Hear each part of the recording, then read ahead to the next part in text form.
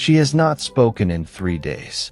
Candlelight flickers across purple velvet curtains drawn tight against the world. The air smells of lavender water and dying embers. A woman lies in a small bed, propped by pillows. She is 81 years old. Her breathing is shallow. Around her, the room is crowded with people she cannot see.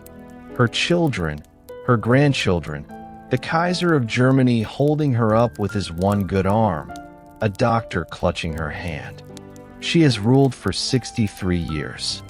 She has worn black for 40 of them. For 4 decades, the world has known only one version of her. The widow of Windsor, the woman in mourning, the face on every coin, the name of an age. But before the black gowns, before the empire, before the grief that swallowed her whole, there was a girl. A girl who was never allowed to walk downstairs alone. A girl who shared a bedroom with her mother until the day she became queen. A girl who stood before 97 powerful men and told them she would rule alone.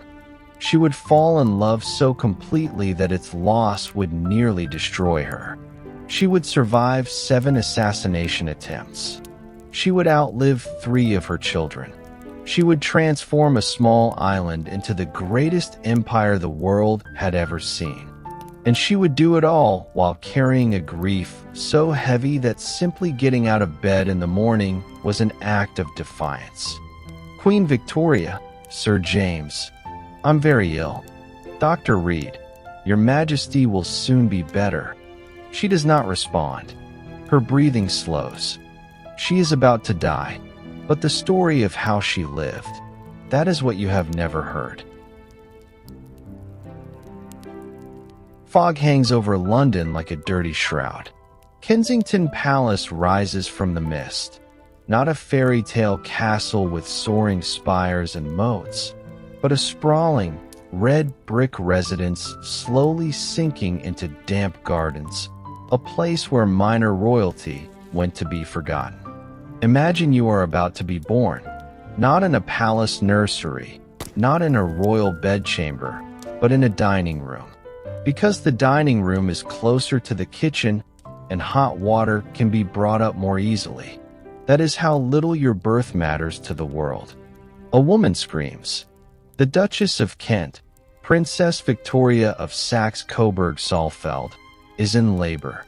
She is 32 years old, a German princess who had already buried one husband and was now married to a man 20 years her senior, a man who was, by all accounts, deeply in debt and deeply desperate to produce an heir.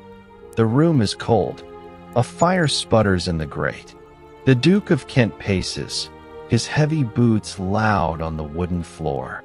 He is 51, a veteran of military campaigns, a man who had lived hard and spent harder. He needed this child. The British royal family was in crisis. The Duke of Kent, Edward, the 4th son of King George III, was not supposed to matter. The throne was supposed to pass to his older brothers. But George, the Prince Regent, had produced only one child, Princess Charlotte, and she had died in childbirth in 1817, along with her baby. The succession was in chaos. The old king was mad, locked away in Windsor. The royal dukes, William, Edward, Ernest, Augustus, Adolphus, were racing to produce legitimate heirs. Edward had married Victoire, a German widow with 2 children of her own, specifically for this purpose. Midwife, a girl, Your Royal Highness. A healthy girl, Duke of Kent. She shall be called Alexandrina Victoria. Alexandrina, for her godfather the Tsar of Russia. Victoria, for her mother. She was 5th in line to the throne at birth. An afterthought, a maybe, a girl in a world that needed boys. And yet, within 18 months, she would be the only hope of the British monarchy. Snow covers the ground. The Duke of Kent walks with his infant daughter in his arms, wrapped in furs. He looks down at her with an expression of desperate tenderness. Edward, Duke of Kent, loved his daughter with a ferocity that surprised everyone who knew him. He was a stern, difficult man, but with baby Victoria, he was gentle. He planned her education before she could walk. He wrote detailed memoranda about her diet, her sleep schedule, her future. He wanted her to be perfect. He had 8 months to live. A doctor bends over the Duke's bed. The Duchess sobs in the corner. Baby Victoria, not yet 8 months old, is in the arms of a nurse. She does not understand what is happening. She will never remember this night. Edward died of pneumonia at Woolbrook Cottage in Sidmouth, where the family had gone for his health. He had caught a chill after walking in the rain. He had insisted on military discipline even in his illness, opening windows, refusing warmth. It killed him. His last words were of Victoria. He made his aide-de-camp promise to watch over her. He wrote to his mother, the Queen, begging her to protect his child. And then he was gone. A small coffin procession moves through winter rain.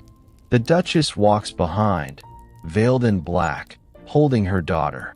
Victoria's tiny hand reaches out and touches the cold air. Victoria would never remember her father's face. She would never remember his voice. But she would spend her entire life searching for father figures, and she would find them in the most unexpected places. A prime minister named Melbourne, a husband named Albert, a Scottish servant named John Brown, and an Indian clerk named Abdul Karim. Each one would fill a hole that had been dug in a cold nursery in January 1820. A small girl, perhaps 6 years old, lies awake in a narrow bed she shares with her mother. The room is cold. The only sounds are her mother's steady breathing, the distant clatter of London carriages, and the occasional scurry of mice in the walls. Victoria stares at the ceiling. She is not asleep. She is waiting. Imagine you are 6 years old. You have never played with another child your own age. You have never walked down a staircase without someone holding your hand. You sleep in your mother's room. You eat plain roast mutton every day. You are not allowed to look out certain windows. And you are told, repeatedly, with increasing urgency, that the world outside these walls is dangerous, that your own uncles want to destroy you, that disease waits in every shadow, that assassins plot in the streets, that you are only safe here, in this system, under this control. This was not an orphanage. This was not a prison, officially. This was the childhood of the future Queen of England. A tall, imposing man stands over a small desk where Victoria writes her lessons. This is Sir John Conroy, handsome, ambitious, with dark hair and an expression of absolute authority. He watches her every movement like a hawk watches a field mouse. Conroy, again princess. The penmanship is sloppy. You will write it until it is perfect. The architect of her captivity was a man named John Conroy. He was an Irish army officer who had become her mother's comptroller. And, many believed, much more than that. Rumors swirled through the palace that Conroy and the Duchess were lovers. Whether they were or not, one thing was clear: Conroy controlled everything. He controlled the Duchess. He controlled the household. And he controlled Victoria. Conroy devised something he called the Kensington system, a set of rules so comprehensive, so suffocating, that they would have broken a weaker child. The rules were simple in their cruelty. She must share a bedroom with her mother until she became queen. No footmen were allowed in her room, only women, so that no male influence could reach her. She could not walk downstairs without someone holding her hand. She could not be around other children without constant adult supervision. She ate a deliberately simple diet of plain roast mutton to keep her physically small and dependent. She must write daily in a behavior book, documenting her conduct, her moods, her mistakes, a tool of surveillance disguised as self-improvement. And above all, she must never, ever be alone. Young Victoria, perhaps 9 years old, sits at her lessons. Her governess, Baroness Lezen, a sharp-eyed German woman in her 40s, watches protectively from the corner. Lezen's face is stern, but her eyes soften whenever they rest on the girl. There was one bright light in this darkness, Baroness Louise Lezen.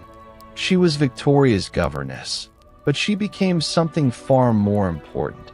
Her fierce protector, her secret ally, the one person in the palace who seemed to truly love the girl for who she was, not for what she could be used for. Where Conroy sought to control, Lezen sought to educate.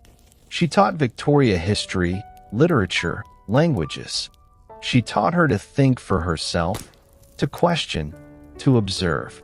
And that would prove to be the most dangerous lesson of all. Because Victoria was watching. She was always watching. Victoria, now 11, walks down a hallway. She reaches the top of a staircase and pauses. She looks down. She wants to walk alone. She takes one step. A hand grabs her elbow. Governess, princess, you know the rules. You must wait for me. Victoria's face hardens. She says nothing, but something in her eyes changes. She was physically tiny. She would never grow past 5 feet. But inside that small frame was a will that had been forged in isolation, tempered by surveillance, sharpened by the daily humiliation of being treated as a child when she knew, with absolute certainty, that she was destined to be queen. She had learned to hide her emotions behind a mask of docility. She had learned to observe everything. Who was loyal? Who was Conroy's spy? Who could be trusted? She had learned to wait. And she had learned something else, something that would define her entire reign. She had learned what it felt like to be powerless.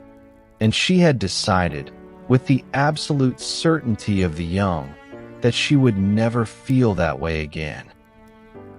Victoria, now 16, lies in bed, burning with fever. Her face is flushed, her eyes glassy. The room is crowded, too crowded. Her mother hovers, anxious. But it is Conroy who commands the room. Conroy, the princess must sign the document. It is for her own protection. Duchess of Kent, John, she is so ill. Can it not wait? Conroy, it must be now, while she is capable. In the autumn of 1835, Victoria fell seriously ill, probably with typhoid fever, though some historians suggest it may have been a severe influenza. She was delirious, weak, unable to stand, and Conroy saw his opportunity.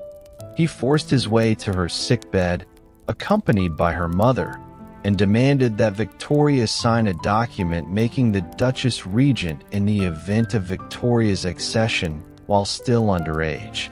He wanted control. He wanted to be the power behind the throne. And he believed that a sick, frightened girl would finally break. Victoria, no. Conroy, princess, you do not understand. This is for your... Victoria, I said no. I will not sign. She refused. Feverish, barely conscious, 16 years old, she refused. She would later call Conroy the devil incarnate. And she would never forgive her mother for standing beside him, for allowing him to bully her child even in illness. That moment, that single word, no, was the first act of the woman she would become. Victoria sits up in bed, still weak but alert. Lezen enters quietly and sits beside her. Lezen, you were very brave, Liebling. Victoria, I was not brave. I was angry. He thinks I am stupid. He thinks I do not see what he wants. But I see everything, Lezen. I see everything. The illness left her physically fragile for months. But it had forged something in her, a resolve, a hardness, a refusal to be manipulated that would carry her through assassination attempts, political crises, and the greatest grief a person can endure. She was no longer just a girl. She was a weapon, slowly being sharpened. Teenage Victoria walks alone in the gardens, finally allowed a moment of solitude. She is small, but her posture is straight, her chin high. She stops at a rose bush and touches a bloom. By 1836, the line of succession had narrowed to a knife's edge. King George IV was dead. William IV was old and ailing. He had no legitimate children who had survived. Victoria was the heir presumptive, and everyone knew it, including her uncle, King Leopold of Belgium, who had a plan. Two young men stand before Victoria. One is tall, handsome, confident, earnest, hereditary prince of Saxe-Coburg and Gotha. The other is slightly shorter, with piercing blue eyes and a serious expression that seems too weighty for his 19 years. This is Albert. Victoria studies them. She is 17. Their mothers were sisters. Their uncle, King Leopold, had orchestrated this meeting from the beginning. Victoria and Albert had met once before, briefly, when she was younger. But now, at 17 and 19, they were being presented as potential marriage partners. Victoria found Ernest handsome but shallow. Albert was different. Albert was serious. Albert was sad. Albert was interesting. Victoria, Albert is extremely handsome. His figure is broad and good. His eyes are the beautiful blue of a forget-me-not, and he has a beautiful nose and very sweet mouth with fine teeth. But the charm of his face is his expression, which is most delightful. She was not in love. Not yet. She was too young, too guarded, too controlled by the system to know what love felt like. But she felt something. A flicker. A possibility. And then Albert left, and Victoria returned to her prison. Victoria writes in her diary by candlelight. Victoria, he is so good and amiable. I really am quite happy to think we shall be related. But I am only 17. I do not wish to marry yet. I wish to be free. Freedom. That was the word she used most often in those years. Freedom from Conroy. Freedom from her mother. Freedom from the constant surveillance, the constant criticism, the constant fear. She did not know that freedom was only months away. And she did not know that freedom would come wrapped in the heaviest responsibility any young woman in Europe could bear. The room is cold. Victoria, now 18, sleeps in the bed she has shared with her mother her entire life. She has never spent a night alone. A knock at the door. Sharp. Urgent. Victoria sits up, instantly alert. She has been waiting for this knock her entire life. Lady in waiting, Your Royal Highness, please wake. The door opens. The Archbishop of Canterbury and the Lord Chamberlain enter. They are in full formal dress, despite the hour. They kneel. Archbishop of Canterbury, Your Majesty, the King is dead. Long live the Queen. Victoria does not cry. She does not tremble. She simply nods, her face composed, her hands folded in her lap. King William IV had died at 12 minutes past 2 in the morning at Windsor Castle. He was 71, obese, suffering from heart disease. His last words had been of Victoria. He had expressed hope that she would live longer than he had, and that she would be a better monarch. By 6 in the morning, Victoria knew she was queen, and by 11 that same morning, She would face the most powerful men in Britain and announce that she intended to rule. 97 privy councillors, cabinet ministers, and officials crowd into the Red Saloon. The room is stifling.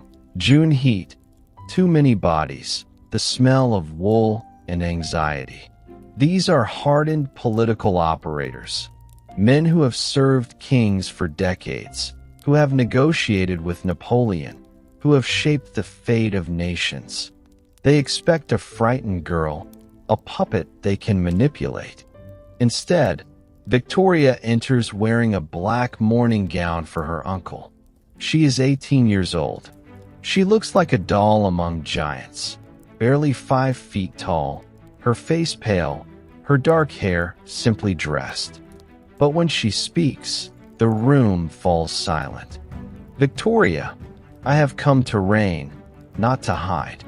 Those were the words she whispered to herself that morning, repeated to her lady-in-waiting, the Duchess of Sutherland.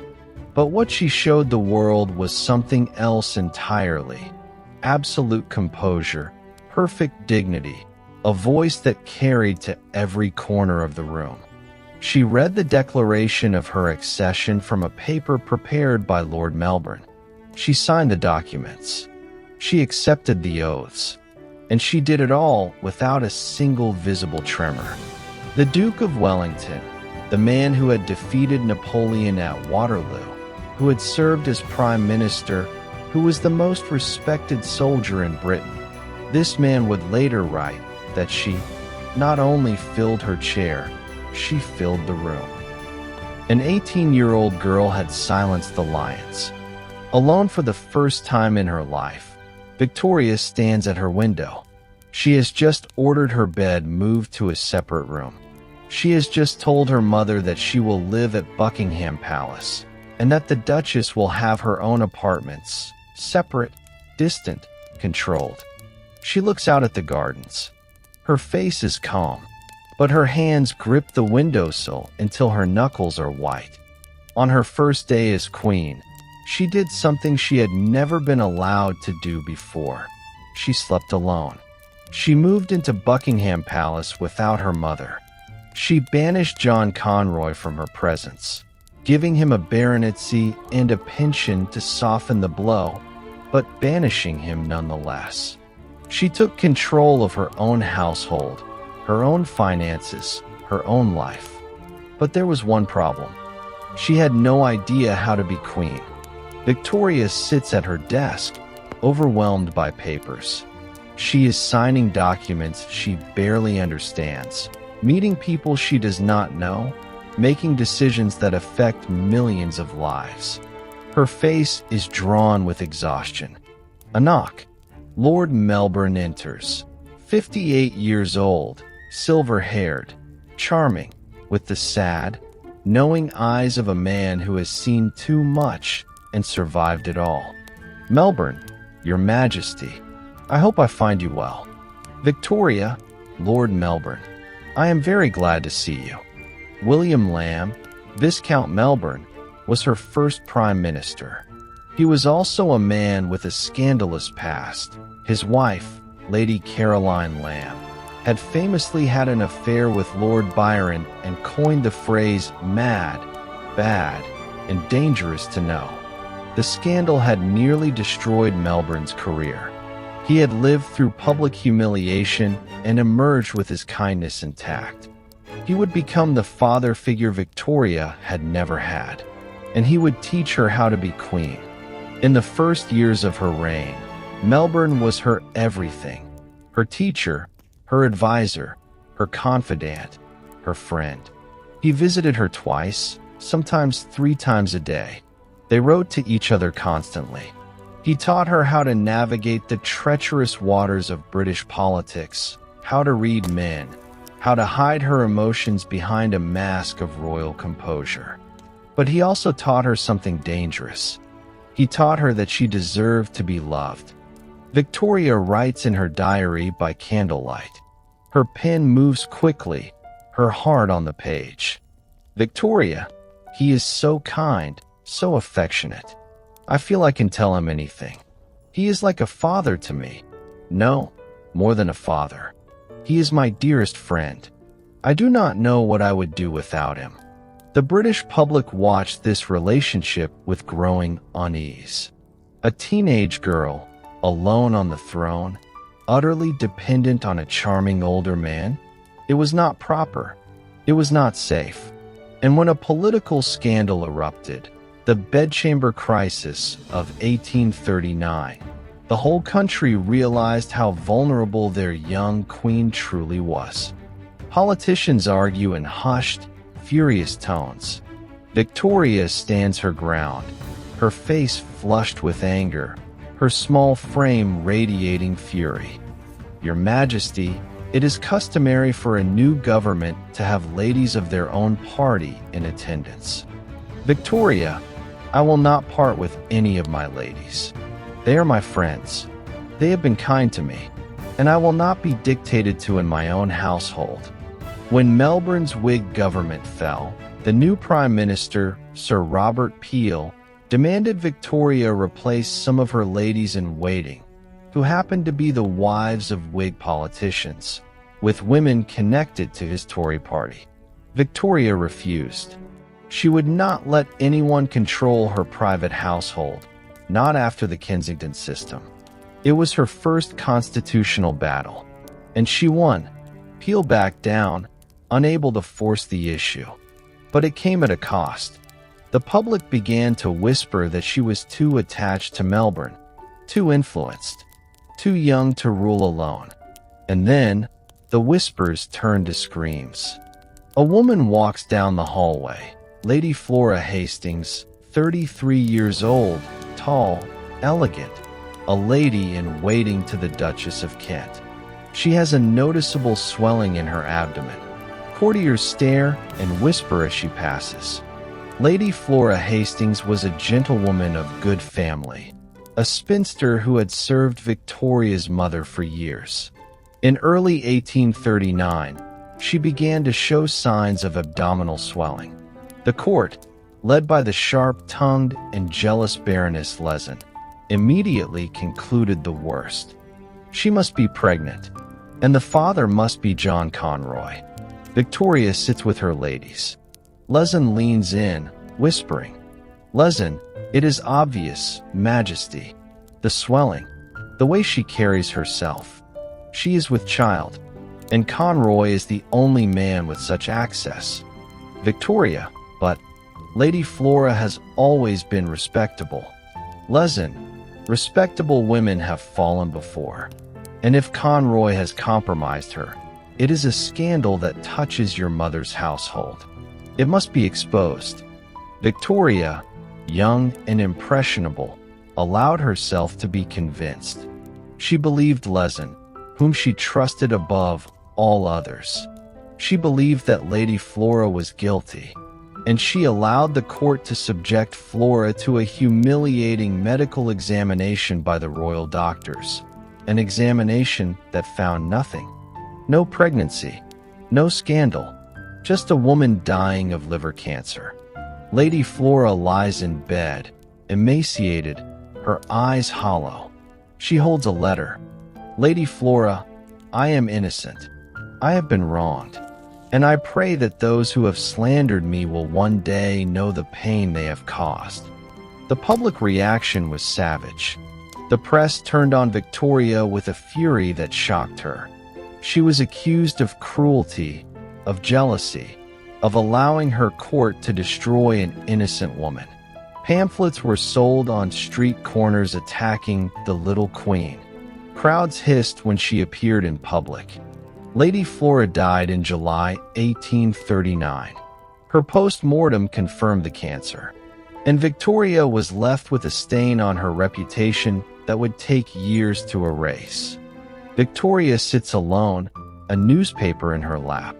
Tears stream down her face. "Victoria, they hate me. They all hate me. I only did what I thought was right. I only listened to Lezen. And now a woman is dead, and it is my fault." It was her first lesson in the cruelty of public life. Her first understanding that being queen meant being watched, judged, condemned, not for what you did, but for what people believed you did. She would never forget it. She would never fully trust the press again, and she would never again allow herself to be so easily manipulated by the whispers of her court. But the scandal had done something else. It had made her feel alone, truly alone. For the first time since becoming queen, she felt the weight of the crown as a burden rather than a triumph. And into that loneliness, Albert would walk. A parade moves slowly through Green Park. Victoria rides in an open carriage beside Albert, 5 months pregnant with her first child. The crowd cheers, thousands of people lining the streets, waving flags, throwing flowers. Victoria smiles and waves. Albert sits stiffly beside her, still uncomfortable with public display. Suddenly, a bang. A sharp crack that cuts through the cheers like a knife. Edward Oxford, 18 years old, unemployed, the son of a goldsmith and a pub landlady. He had bought a dueling pistol for £2. He had walked to Constitution Hill, and he had fired at the pregnant queen from close range. He missed. The crowd surges, screams. Albert grabs Victoria, shielding her with his body. Oxford is wrestled to the ground by bystanders. But here is what makes this moment extraordinary. Victoria and Albert did not flee. They did not panic. They finished the parade. They showed the world that they would not be cowed by a madman with a gun. It was the first of 8 assassination attempts Victoria would survive in her lifetime, and it taught her something she would never forget. The crowd loved her, but someone, somewhere, always wanted her dead. Victoria sits by the fire, Albert beside her. She is shaking now, the adrenaline finally fading. Albert, you are safe. I will never let anyone hurt you. Victoria, he wanted to kill me. Me. And our baby. Why? What have I done? Albert, you have done nothing. There are men in this world who need no reason to destroy what is good, but they will not succeed. I promise you. Albert had thrown himself across her when the shot was fired. It was the first time he had truly acted as her protector, not as her husband, not as her cousin, but as her shield. And Victoria, who had spent her life protecting herself, felt something she had never felt before. She felt safe. 7 times, strangers tried to kill her. 7 times, she survived. And each time, she responded the same way. She appeared in public the next day, sometimes the same day, refusing to show fear. It was not bravery. It was defiance. A message to the world and to herself. You will not break me. You will never break me. Victoria, now 20, paces her room. She holds a letter from her uncle Leopold. Her face is flushed, her heart racing. Victoria, he is coming. Albert is coming. And I must decide, do I marry him because it is expected? Because Uncle Leopold has planned it since we were children? Or do I marry him because I cannot bear the thought of him leaving? When Albert arrived in England in October 1839, Victoria was no longer the sheltered girl of Kensington. She was the Queen of England. She had survived scandal, assassination, and political crisis, and she was about to make the most important decision of her life. Victoria and Albert walked together along a gravel path. Autumn leaves fall around them. He is nervous, his hands clasped behind his back, his eyes darting to her face and away. She is trying to appear regal, but her cheeks are pink, her breath quick. Albert, Your Majesty, I know I am not English. I know many will say I am not worthy. I know I have no wealth, no power, no country of my own. But I promise you, with everything I am, I will devote my life to your happiness. I will study your laws, your people, your language. I will be worthy of you. Somehow, I will be worthy. Victoria looks at him, really looks at him, and something shifts in her expression. A wall crumbles, a door opens. 5 days after his arrival, she proposed to him. Yes, she proposed, because she was the queen, and queens do not wait to be asked. Victoria writes furiously in her diary, her pen flying across the page. Victoria, oh, how I love him. How happy, how joyful I feel. It is like a dream. He is so good, so kind, so beautiful. He is so clever and so wise. I feel I could die of happiness. I am quite decided that he is the one being who can make me perfectly happy. She was 20. He was 20. And for the next 21 years, they would be the great love story of the age. A partnership of minds, a marriage of equals in everything but law, a union so complete that its destruction would nearly destroy the woman who had built it. But no one, not even Victoria, in her joy, could have predicted what that love would cost her. Candlelight, flowers, the cream of British and European aristocracy crammed into a small chapel that smells of beeswax and perfume and nervous sweat. Victoria walks down the aisle in a white dress, not because white was traditional, but because she wanted to wear English lace to support British industry. She would single-handedly make the white wedding dress a tradition that continues to this day. She wore a white satin gown with a deep flounce of Huntington lace, handmade by the women of Beer and Branscombe in Devon. She carried a bouquet of orange blossoms, a symbol of fertility and eternal love. And when she reached the altar and took Albert's hand, she was trembling so hard she could barely repeat her vows. But when she looked into his eyes, the trembling stopped.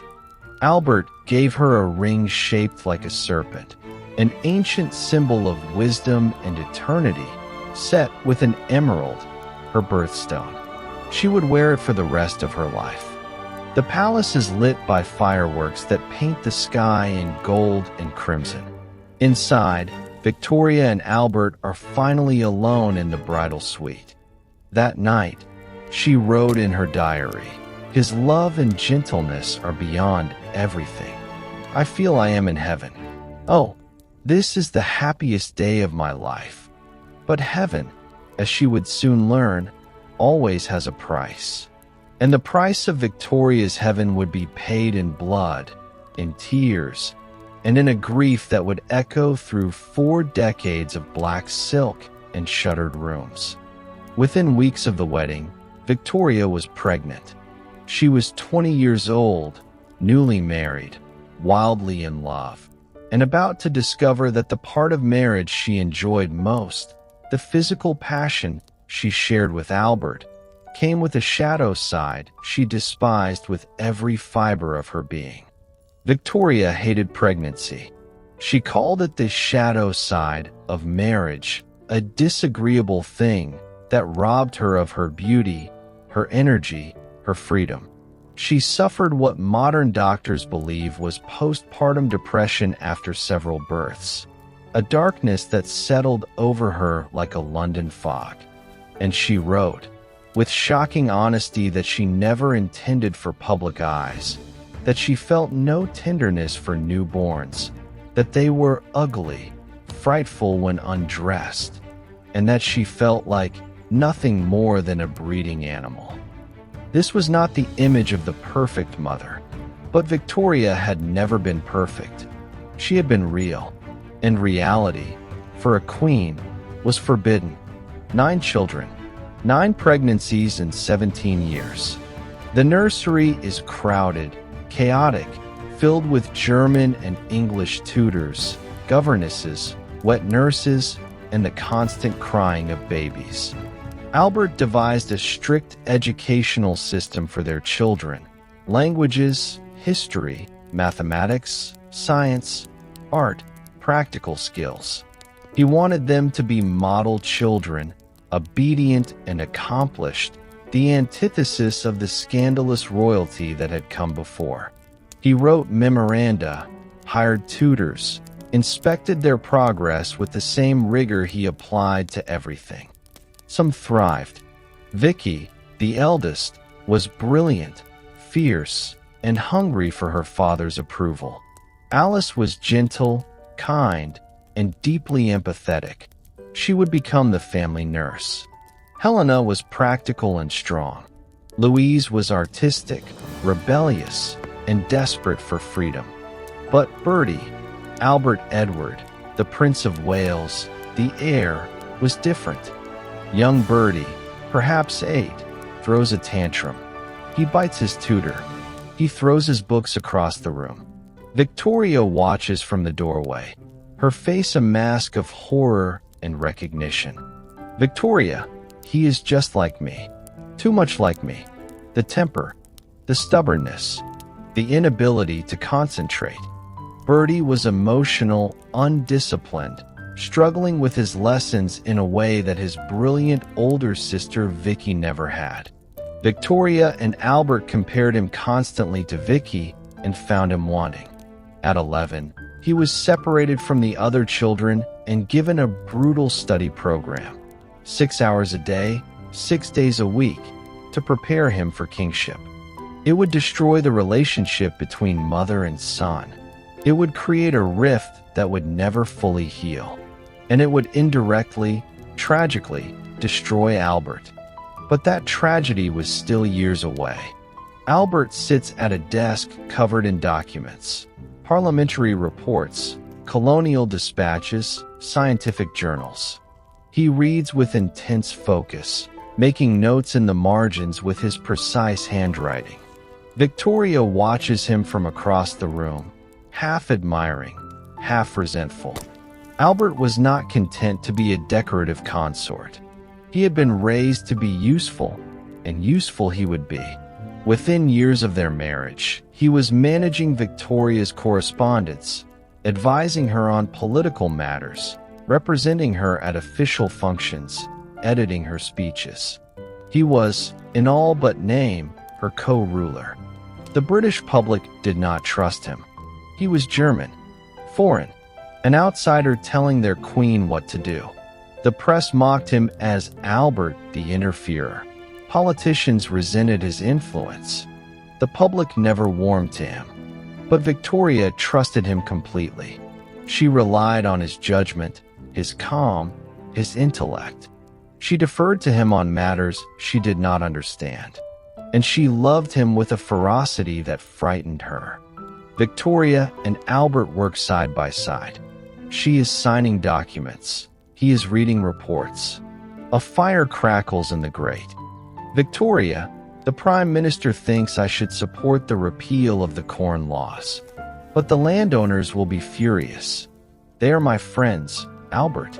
They supported me when I was young. Albert, and what do you think is right? Victoria, I think you are right, and Peel is right. Free trade will help the poor. It will make bread cheaper. But it will hurt the people who have been kind to me. Albert, progress always hurts someone, my dear. The question is whether it helps more than it harms. A queen cannot choose based on friendship. She must choose based on what is best for her people. Albert was a progressive thinker in a conservative age. He supported science, education, the arts, the abolition of slavery.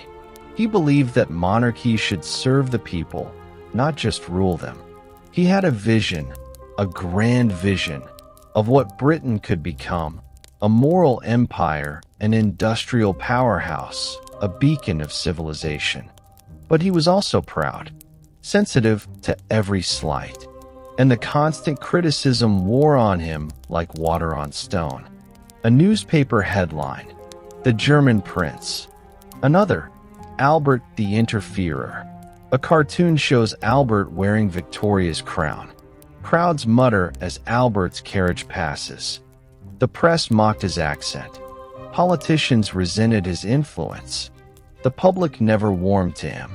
And Victoria, who loved him with a ferocity that frightened her, could do nothing to protect him from the arrows of public opinion. But she could give him something else. She could give him a project so magnificent, so unprecedented, so utterly transformative that even his enemies would have to acknowledge his genius. The Great Exhibition of 1851.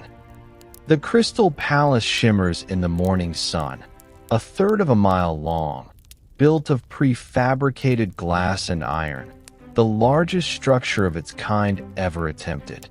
Inside, over 100,000 objects from 40 nations wait to be unveiled. Steam engines, textile machines, the Koh-i-Noor diamond, stuffed elephants, folding pianos, American revolvers, Persian carpets, Chinese silks. 25,000 people crowd the grounds. Mass choirs sing Handel. Victoria, now 32, stands beside Albert on a raised platform, radiant in her jewels.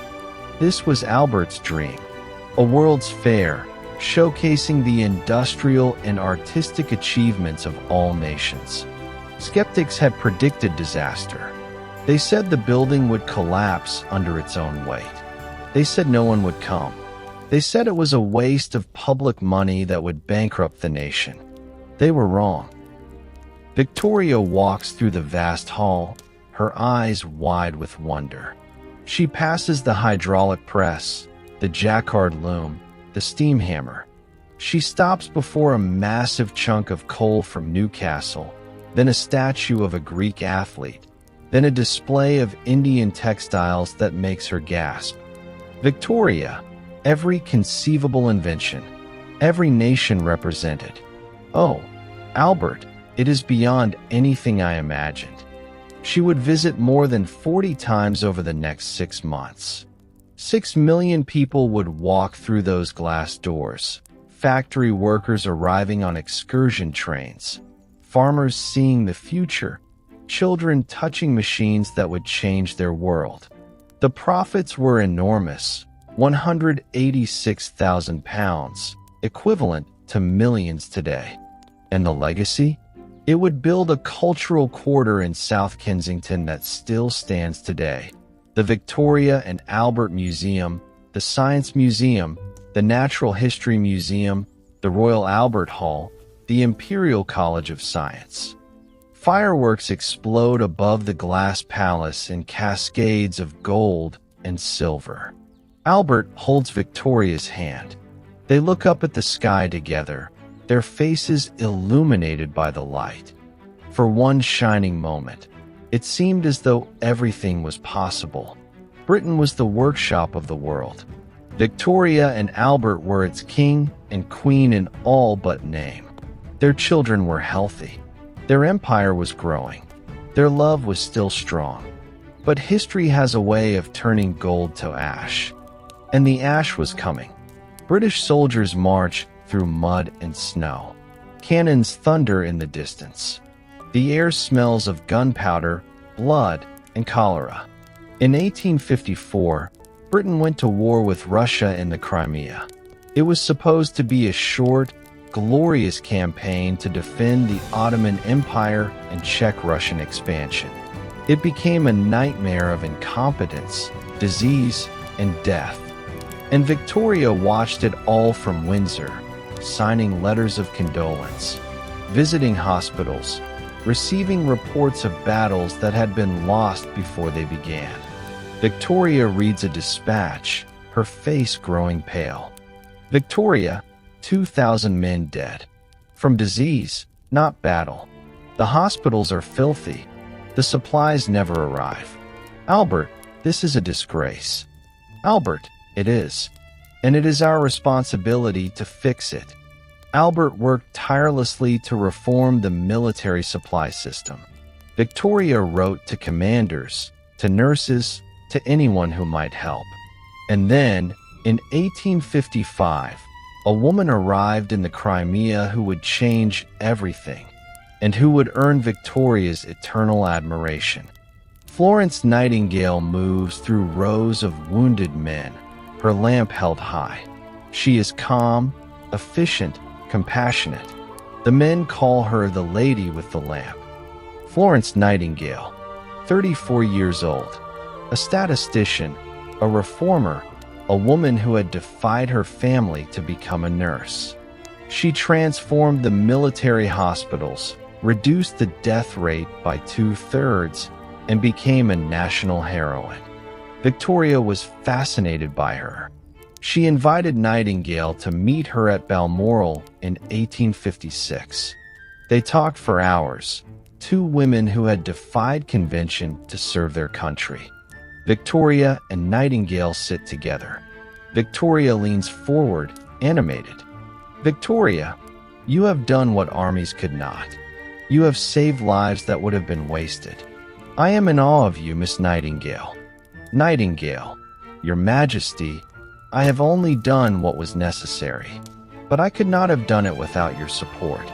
Your letters to the commanders, they made a difference." Victoria would remain a supporter of nursing reform for the rest of her life. She established the Royal Victoria Hospital at Netley. She supported the creation of the Army Medical School, and she proved, once again, that a queen could be more than a figurehead. She could be a force for practical good. But the Crimean War had also shown her something darker.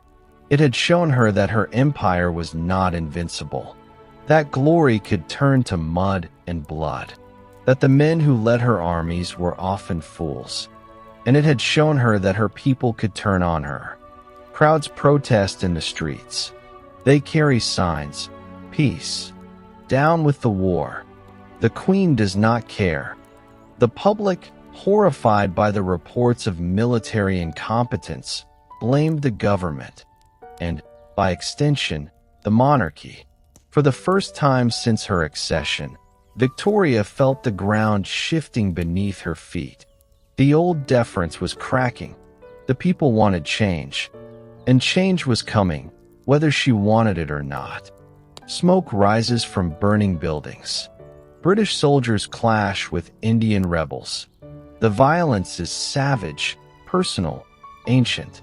In May 1857, the Indian Rebellion, what the British called the Sepoy Mutiny, erupted across northern India. It began with Hindu and Muslim soldiers refusing to use rifle cartridges greased with cow and pig fat, which violated their religious beliefs. It exploded into a full-scale uprising against British rule.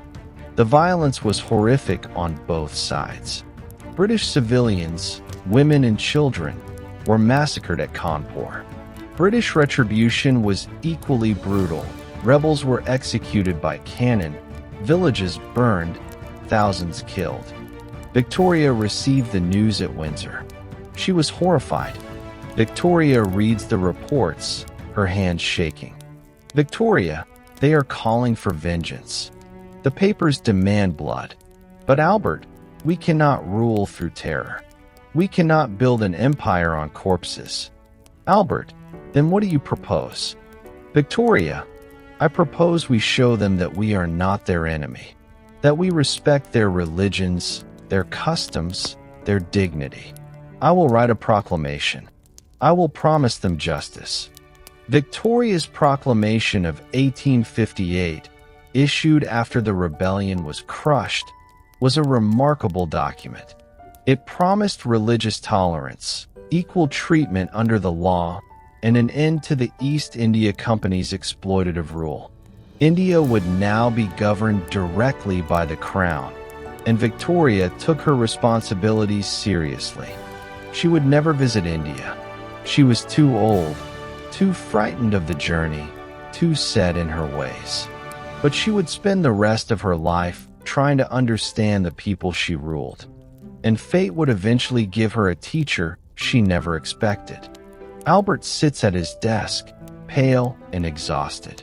He has not slept properly in weeks. Papers are stacked everywhere. Parliamentary reports, colonial dispatches, architectural plans for the new royal residences. He rubs his temples, wincing. By 1860, Albert was running on fumes. He managed Victoria's affairs, raised their children, pursued his intellectual passions, bore the weight of constant public criticism, and carried a secret depression that he hid from everyone, except Victoria. He suffered from chronic insomnia, stomach pains, and a weariness of the soul that no amount of work could cure. Albert, I do not cling to life. You do, but I set no store by it. If I knew those I love were well cared for, I should be quite ready to die tomorrow. Victoria stares at him, genuine fear in her eyes. Victoria, do not speak that way. Ever. You are everything to me. Without you, I am nothing. Do you understand? Nothing. He had spoken those words months before his death, a confession of weariness that Victoria would remember with terrible, crushing clarity. But the immediate crisis was not Albert's health. It was Bertie. Bertie, now 20, has been caught in a scandalous affair with an actress named Nellie Clifton. The news has reached Albert. He is furious, his face white with anger and disappointment. Albert, he has disgraced us.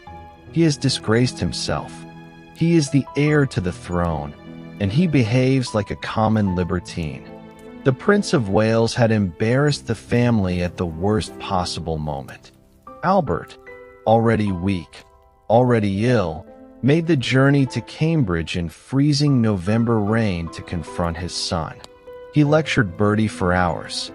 He returned to Windsor soaked to the bone, chilled to the marrow, utterly spent. Within days, he was seriously ill. Doctors cluster around Albert's bed. Victoria hovers, refusing to leave his side. Albert is delirious, his skin pale as parchment, his breathing labored and shallow. The doctors diagnosed typhoid fever, though modern historians believe it may have been Crohn's disease, kidney failure, or a combination of chronic conditions that finally overwhelmed a body that had been pushed beyond its limits. The pink rash of typhoid appeared on December 7th. Albert grew disoriented, dehydrated, unable to eat or drink. Victoria never left him. She held his hand through the nights. She prayed. She bargained with God.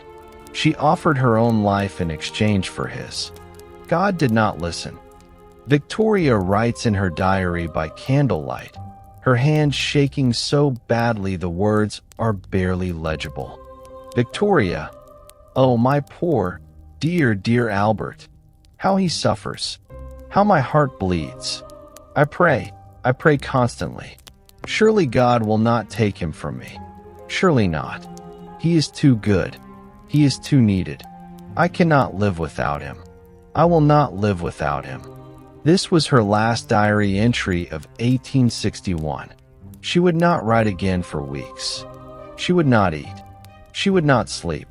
She would exist in a state of suspended agony, waiting for the blow to fall. The room is crowded with doctors, children, family. The Bishop of Winchester chants prayers in a low, steady voice. Albert lies still, his breathing shallow, his face serene despite the pain. Victoria kneels beside him, clutching his hand, her face pressed against the sheets. At 10 minutes to 11 on the night of December 14th, 1861, Prince Albert took 2 or 3 long, gentle breaths. His chest rose, fell, rose again, and then silence. Victoria, oh, my dear darling. She collapses. Ernest, her half-brother, and Sir Charles Phipps lift her up and lead her out of the room. She is limp, inconsolable, a woman shattered into pieces. She was 42 years old. She had been queen for 24 years. She had 9 children, the greatest empire on earth, and more wealth than she could count. And she had just lost the only person who had ever made her feel safe. She would wear black for the next 40 years. Snow falls on the funeral procession, a long, black snake of carriages and mourners moving through white fields. Victoria watches from a window, unable to attend the service. She is prostrate with grief, unable to stand, unable to speak. She did not attend his funeral. She could not bear it. She could not bear to see him lowered into the cold ground. She retreated to Osborne House, then to Balmoral, then to anywhere that was not London, not Windsor, not the places where she had been happy. And she made a decision that would nearly destroy the monarchy. She decided to stop living. A satirical cartoon is pasted to the palace railings. It shows a notice. These extensive premises to be let or sold, the late occupant having retired from business. People laugh as they pass. For 3 years after Albert's death, Victoria barely appeared in public.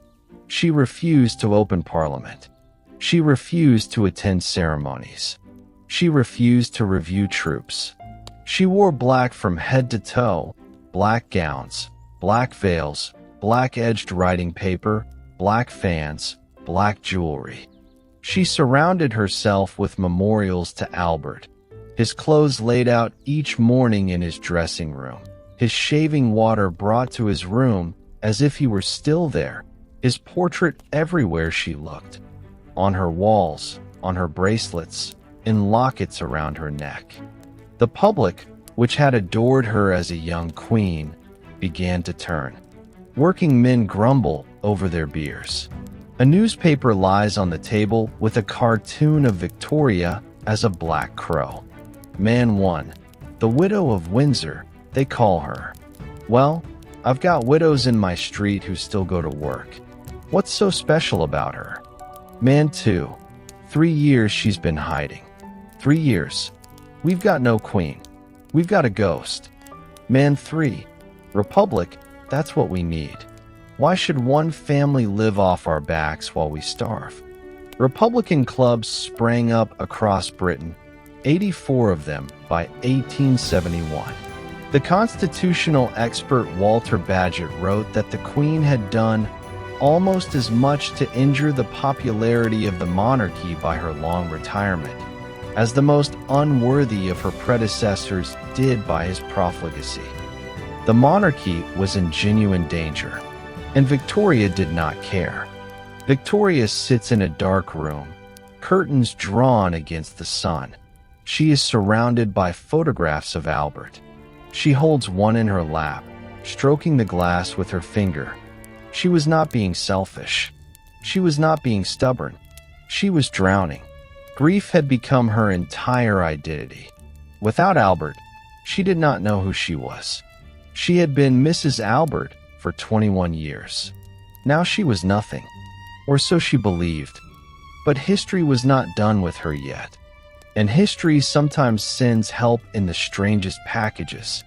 A rugged Scottish servant stands beside a carriage. John Brown, 38 years old, red-haired, broad-shouldered, with the rough dignity of the Highlands and eyes that miss nothing. He holds the carriage door open. His name was John Brown. He had been a gillie, a servant, at Balmoral since Victoria and Albert had bought the Scottish estate in 1852. He was rough, outspoken, fiercely loyal, and completely unimpressed by rank. He spoke to everyone the same way, bluntly, and he was about to become the most controversial figure in Victoria's life. Brown hands Victoria a shawl as she prepares to go out. She takes it, and for the first time in years, a faint, genuine smile crosses her face.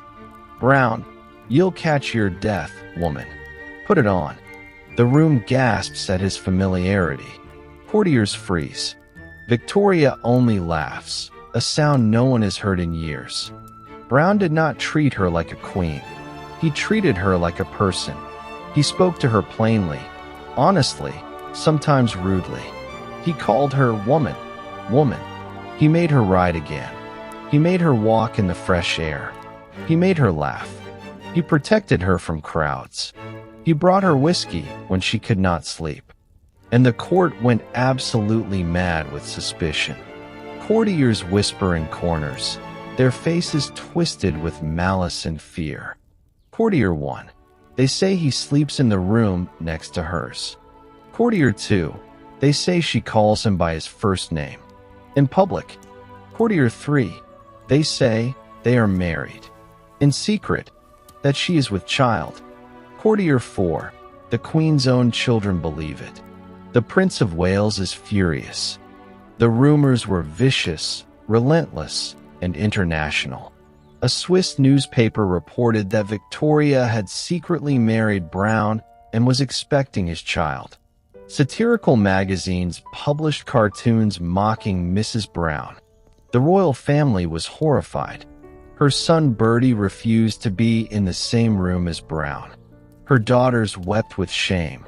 But Victoria did not care. For the first time since Albert's death, she felt alive. Victoria rides through the heather on horseback, Brown beside her. The wind blows her veil. For a moment, she looks young again, her cheeks pink, her eyes bright. Was it romantic? Historians still debate. Some believe they were lovers. Others insist it was purely platonic, a deep, genuine friendship between two lonely people. What is certain is this: John Brown gave Victoria something she desperately needed, a male presence who asked nothing of her except her company. He was not a politician. He was not a foreign prince. He was not trying to control her or use her. He was simply there. And for a woman who had lost her father at 8 months, her husband at 42, and her sense of self along with them, that simple presence was everything. Victoria sits by a fire. A doctor enters, his face grave. He removes his hat.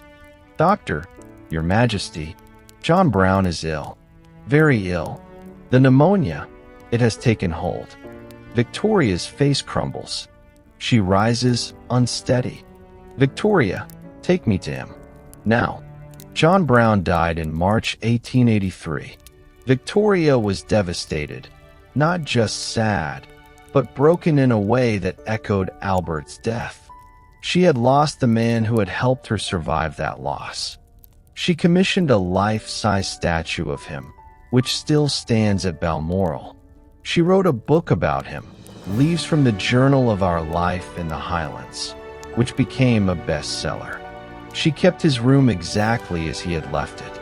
She had his portrait painted and hung in her private rooms. And she waited. For what? She did not know. But fate was preparing another unexpected gift. A grand ceremony. Victoria, now 57, sits on a throne redesigned to look more imperial, more Eastern, more ornate, more commanding. Benjamin Disraeli, her prime minister, kneels before her with a document, his face wreathed in his characteristic sly smile. "Disraeli, Your Majesty, by this act, you are proclaimed Empress of India. The jewel in the crown is now yours in name as well as fact." Benjamin Disraeli was everything Victoria loved in a man. Charming, flattering, brilliantly witty, and unashamedly romantic about monarchy. Where William Gladstone, her other great prime minister, lectured her like a public meeting, Disraeli laid on compliments with a trowel and made her feel like the most important person in the world. He had already given her the title she craved. Now he was giving her an empire to wear it in. British soldiers in red coats marching through dusty Indian streets, their boots kicking up clouds of ochre dirt. The Taj Mahal at sunset, its white marble glowing pink and gold. Indian princes in elaborate turbans and jeweled robes bowing before British officials. Tea plantations cascading down green hillsides. Workers plucking leaves into wicker baskets.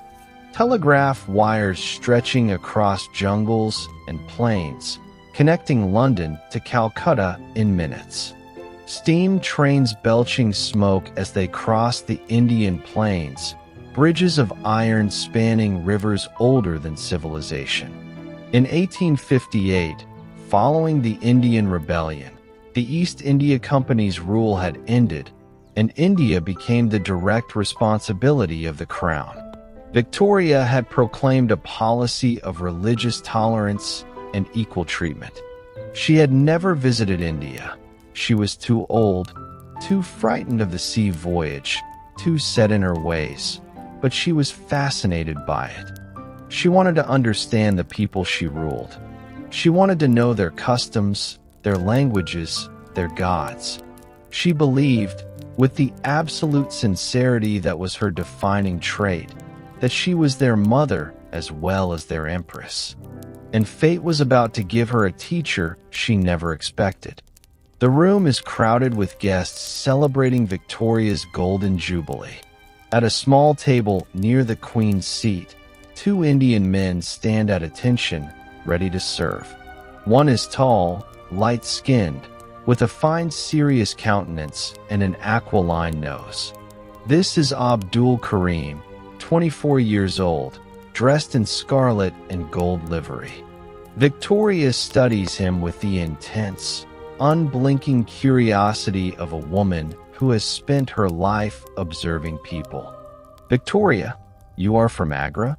Karim, yes, Your Majesty. My father is a hospital assistant at the Agra Central Jail. I am but a humble clerk. Victoria, and you speak Urdu? Karim, and Persian, Majesty. I have also learned some English. Victoria smiles, a real smile, the kind she has not shown in years, the kind that reaches her eyes. Victoria, you shall teach me. I wish to know your language. I wish to know your people. Abdul Karim had arrived in England as a gift for Victoria's Golden Jubilee, one of two Indian servants selected to wait at her table during the celebrations. He had taken a crash course in English etiquette from John Tyler, the former coachman who had recruited him. He had never imagined, not in his wildest dreams, that he would become the Queen's closest friend. But within days, Victoria was enchanted. Abdul teaching Victoria Urdu words at a small table in her private rooms. She writes them carefully in her diary, her tongue struggling with the unfamiliar sounds. Abdul cooking chicken curry in a makeshift kitchen. Victoria declares it excellent and orders it added to the royal menu. Victoria visiting Abdul when he is ill with a sore throat, smoothing his pillows with her own hands, bringing him books. Abdul riding in his own carriage through Windsor Great Park, a privilege almost unheard of for a servant. Victoria signing letters to him, your loving mother, and your closest friend. She called him her Munshi, her teacher. He taught her Urdu, which she practiced dutifully each day, filling pages of her diary with careful script. He taught her about Indian culture, religion, customs, food. He cooked for her chicken curry that she declared superior to English food. He made her laugh with his observations about the English weather, the English manners, the English obsession with tea. And just as with John Brown, the royal household erupted in fury.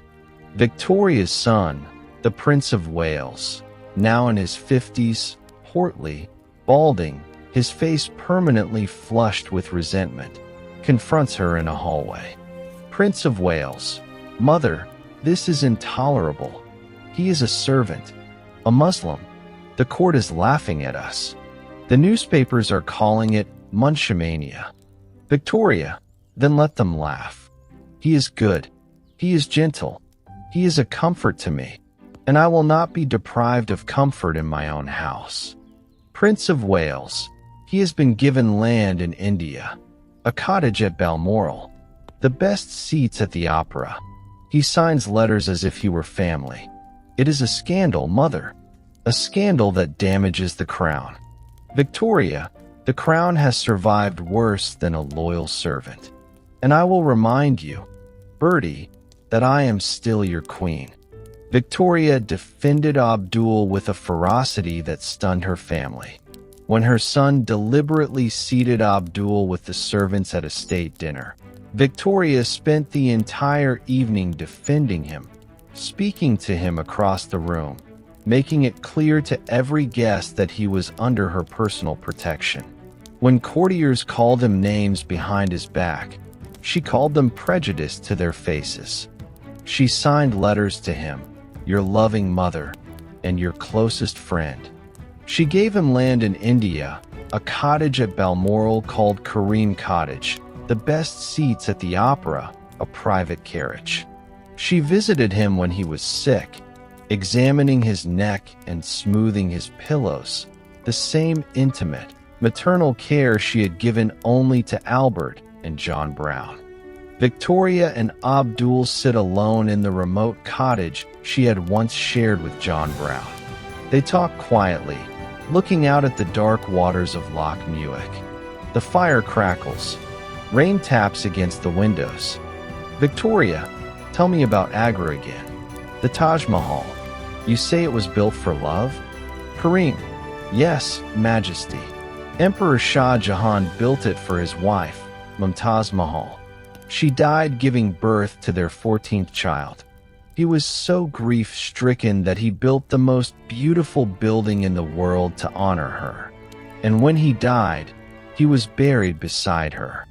Victoria is silent for a long moment. Her eyes glisten. "Victoria," then he understood. He understood what it means to love someone so much that the world becomes unbearable without them. "Kareem, Majesty, you also built monuments. The museums, the halls, the hospitals. You built an empire." "Victoria, an empire is not a Taj Mahal, Abdul. An empire is what you build when you cannot build what you really want." They spent nights alone together at Glass Alt Shiel, the same remote lodge where she had gone with Brown. What they discussed in those private hours, we will never know. Her letters to him were burned by her son Edward after her death, destroyed in a bonfire that erased the final intimate chapter of her life. But we know this. For the last 14 years of her life, Abdul Kareem gave Victoria something no one else could. He gave her a connection to a world she had never seen but desperately wanted to understand. He gave her the feeling that she was still capable of learning, of growing, of loving across boundaries of race, religion, and rank. He gave her a reason to keep going when every bone in her body wanted to stop. Victoria, now 78, rides in a carriage through the great park. Abdul sits across from her, dignified and calm, reading to her from an Urdu poetry book. The court called it Munshamania. They said she had lost her mind to senility. They said Abdul was a fraud, a social climber, a dangerous foreign influence. But Victoria knew exactly what she was doing. She was choosing her own family. She was choosing her own happiness. And after a lifetime of duty, of grief, of wearing black in a world that demanded color, she had earned that right. She would not let them take Abdul from her. Not as they had taken Albert. Not as they had taken Brown. Not as they had tried to take everything else she loved. A massive family portrait is being painted. Victoria sits in the center, surrounded by her children, grandchildren, and great-grandchildren. A sea of faces, some German, some Russian, some Danish, some British, all connected by her blood. Victoria had 9 children. Through careful, calculated marriages arranged by Albert before his death, those children had married into every royal house in Europe. Vicky married Crown Prince Frederick of Prussia. Her son would become Kaiser Wilhelm II. Alice married Louis IV, Grand Duke of Hesse. Her daughter Alexandra would marry Tsar Nicholas II of Russia. Helena married Prince Christian of Schleswig-Holstein. Louise married the Marquis of Lorne, a British subject, the only one of her children to marry outside royalty. Arthur married Princess Louise Margaret of Prussia. Leopold married Princess Helena of Waldeck and Pyrmont, though he would die before seeing his child. Beatrice married Prince Henry of Battenberg. And Bertie, Albert Edward, married Princess Alexandra of Denmark. Victoria called herself the grandmother of Europe. She was proud of the web she had woven, a web of blood and marriage that she believed would keep the peace, that would bind the royal houses together in bonds too strong to break by war. She was wrong. Victoria looks at photographs spread across her desk, her grandchildren in military uniforms, their faces serious, their medals gleaming. That web of blood would also become a web of destruction. Her grandson Kaiser Wilhelm II, the son of her beloved Vicky, would grow into a bombastic, insecure man with a withered arm and a desperate need to prove himself. He would lead Germany into the First World War against her grandson King George V of England and her grandson Tsar Nicholas II of Russia. The family she had built to unite Europe would help tear it apart. She would not live to see the trenches, the gas, the millions dead. But perhaps, in her darker moments, she sensed it coming. She wrote to Vicky about Wilhelm's temper. She worried about the arms race between Germany and Britain.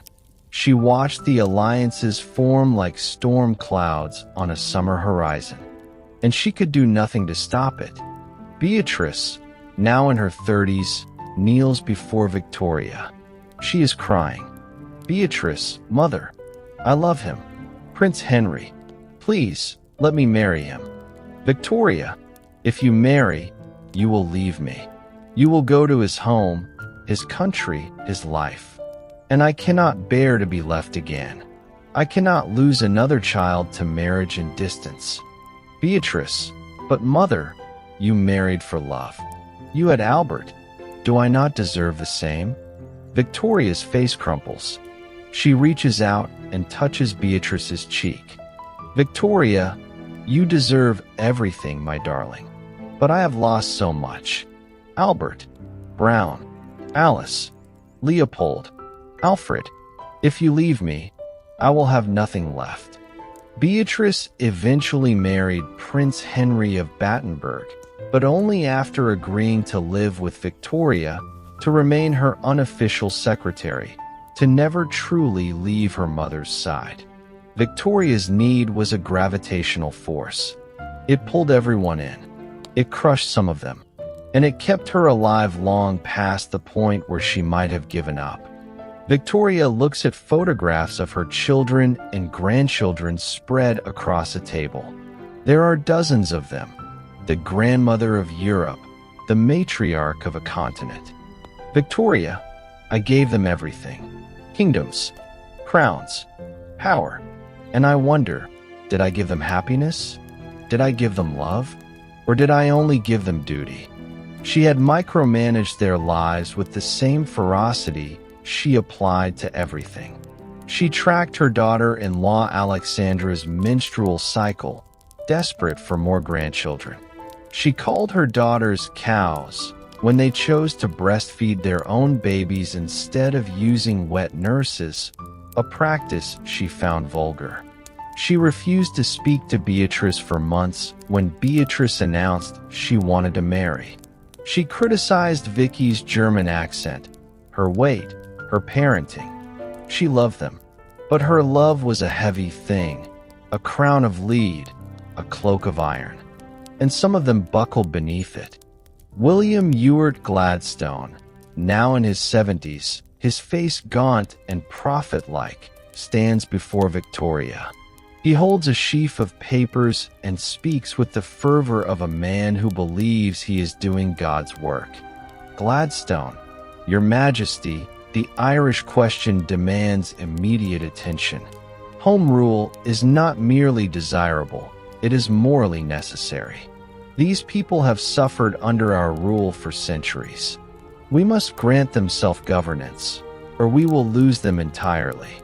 Victoria, Mr. Gladstone, you lecture me as though I were a public meeting. I am your queen, and I will not be bullied into dismantling my own empire. William Gladstone served as Prime Minister 4 times under Victoria. He was brilliant, principled, deeply religious, and absolutely convinced of his own righteousness. He was also everything Victoria disliked in a man: hectoring, long-winded, morally superior, and utterly lacking in charm. She called him that dreadful old man. She complained that he speaks to me as if I were a public meeting. She resented his attempts to reduce the monarchy's power, his support for Irish Home Rule, his reformist zeal that threatened the aristocratic world she loved. Benjamin Disraeli enters, his silver hair perfectly arranged, his eyes twinkling with mischief. He bows with a flourish. Disraeli, Your Majesty looks radiant today. The Scottish air agrees with you. Victoria, Mr. Disraeli, you are a flatterer. Disraeli, I am a truth-teller, Majesty. There is a difference. Victoria laughs, a genuine, delighted laugh. With Disraeli, everything was different. He made politics feel like theater, like romance, like a game they were playing together against the world. He gave her the title Empress of India in 1876, a stroke of political genius that made her feel powerful, respected, imperial. He wrote her letters filled with poetry and praise. He treated her not as a constitutional figurehead, but as a partner, a confidant, a friend. When Disraeli died in 1881, Victoria was heartbroken. She sent his favorite primroses to his funeral with a note, his favorite flowers. She visited his grave at Hughendon. She kept his portrait in her rooms until her own death. Gladstone outlived Disraeli by nearly 2 decades, and every time they met, the contrast grew more painful. Victoria writes in her diary, her pen scratching angrily. Victoria, Mr. Gladstone spoke for an hour on Ireland. An hour. I could not get a word in. He treats me as if I were a child who must be educated. He forgets that I have been queen for 50 years. I know more about these matters than he imagines. But here is what Victoria would never admit. Gladstone was often right. His reforms, the expansion of voting rights, the professionalization of the civil service, the improvement of labor conditions, were necessary, progressive, and ultimately beneficial to the Britain she ruled. She opposed them not because they were wrong, but because they threatened the world she knew. She was conservative by instinct, by upbringing, by temperament. Change frightened her. It had brought her nothing but pain. And Gladstone was change personified. London has never seen anything like it. The streets are packed with millions of people, 6 million by some estimates, crammed into every inch of pavement, hanging from windows, perched on rooftops, climbing lampposts. Banners hang from every building in red, white, and blue. The sun shines on an empire that covers a quarter of the globe. 400 million people, 1/5 of the world's population, speaking hundreds of languages, worshipping dozens of gods, all nominally ruled by the small woman in black who is about to pass before them. 60 years on the throne. No British monarch had ever reigned so long. Not Henry VIII, not Elizabeth I, not George III. She had outlasted 12 American presidents, 6 French republics, 3 German empires. She had seen the invention of the telephone, the light bulb, the automobile, the moving picture, the wireless telegraph. She had seen Darwin publish On the Origin of Species and fundamentally challenge humanity's understanding of itself. And now, at 78, she would show the world that she was still very much alive. Victoria sits in an open carriage, not inside the cathedral, because she is too frail to climb the steps, but outside, in the open air, where the entire service has been moved to honor her. The Archbishop of Canterbury gives thanks in a voice that carries across the silent square. The choir sings Handel's Zadok the Priest. Doves are released. Indian princes in jeweled turbans stand to her left. African chiefs in leopard skins stand to her right. Canadian Mounties in scarlet coats. Australian bushmen in slouch hats. New Zealand Maori warriors with tattooed faces. Caribbean soldiers in white helmets. Indian cavalry in brilliant turbans. She wore black, as always, the black of mourning that had become her uniform, her armor, her identity. But this time, the black was edged with sparkling white diamonds, thousands of them, catching the sun and throwing rainbows across the crowd. She wore the Koh-i-Noor diamond on her brooch. She wore the crown of India. She was the widow of Windsor no longer. She was the Empress of India, the grandmother of Europe, the symbol of an age. And as she looked out at the sea of faces, the Indian princes in their turbans, the African chiefs in their robes, the Canadian Mounties, the Australian bushmen, the British soldiers in their scarlet coats, she must have felt something she had not felt in decades. Pride. The carriage procession moves slowly through streets lined with people weeping, cheering, reaching out to touch her shadow. Children wave flags. Old men remove their caps and weep openly. Women throw flowers that land on the carriage roof. The crowds were estimated at 6 million. They came from every corner of her empire, from Toronto and Sydney, from Cape Town and Calcutta, from Kingston and Auckland. They sang "God Save the Queen" until their voices gave out. They wept as she passed. They reached out their hands, not to touch the carriage, but to touch the air she had breathed. This was not the frightened girl of Kensington. This was not the grieving widow of Windsor. This was a living legend, a human monument, a woman who had become larger than life itself. But legends, like all things, must eventually face their end. And Victoria was tired. Victoria sits at her desk, Abdul beside her, helping her with her Urdu lessons. She is tired. Her hand shakes as she writes. Her eyes strain to see the page. Victoria, Abdul, do you think they will remember me? When I am gone, when all of this is dust, do you think they will remember? Kareem, Majesty, they will remember you as long as there are stars in the sky. You have given them an age. You have given them an empire. You have given them a story. Victoria smiles, but there is profound sadness in her eyes. Victoria, a story. Yes, that is all any of us are, in the end. A story that others tell when we cannot speak for ourselves. She knew. She had always known. The body fails.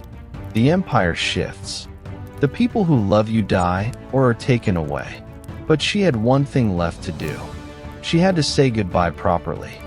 British soldiers marched through dust and heat, their faces gaunt, their uniforms stained with sweat and blood. The Boer War rages, a brutal colonial conflict that has shocked the world with its concentration camps, its scorched earth tactics, its guerrilla warfare fought by farmers against the mightiest empire on earth. In the final year of her life, Victoria's empire was at war in South Africa. The Boers, Dutch settlers who had been in southern Africa longer than the British, were fighting British expansion with a ferocity that humiliated the mighty empire. The British had expected a quick victory. Instead, they found themselves bogged down in a guerrilla war against men who knew the land, who could live off the veldt, who fought for their homes with a desperation that no professional army could match. Victoria, despite her age, followed every dispatch. She visited military hospitals. She reviewed every troop she could. She wrote letters to generals, to soldiers, to nurses in the field. Victoria, now 80 years old, walks slowly between rows of wounded soldiers. She leans on a cane. Her black dress brushes the floor. She stops at each bed, speaks to each man, her voice soft but clear, her eyes meeting theirs. Victoria, you are brave. You are loved. Your queen is proud of you. What is your name, soldier? Soldier, Private Jones, ma'am. From Cardiff. Victoria, Cardiff. I know it well. You have a family there? Soldier, a wife and 2 little ones, ma'am. Victoria, then you must get well. For them. For all of us.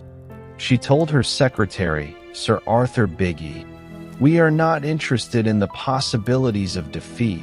They do not exist. It was the same steel that had carried her through assassination attempts, through grief, through scandal, through the long dark years when the world had forgotten she existed. It was the steel of the girl who had refused to sign away her power to John Conroy. It was the steel of the woman who had faced down prime ministers and survived bullets. But steel eventually rusts. And Victoria's body was failing. A young soldier falls, clutching his chest. The Boer War would continue for 2 more years after her death. It would cost Britain 22,000 lives and untold millions of pounds. It would expose the brutality of empire, the concentration camps where Boer women and children died by the thousands, the scorched earth policies that destroyed farms and livestock, the guerrilla tactics that reduced a professional army to savagery. Victoria never knew the worst of it. She died before the revelations of the concentration camps shocked the world.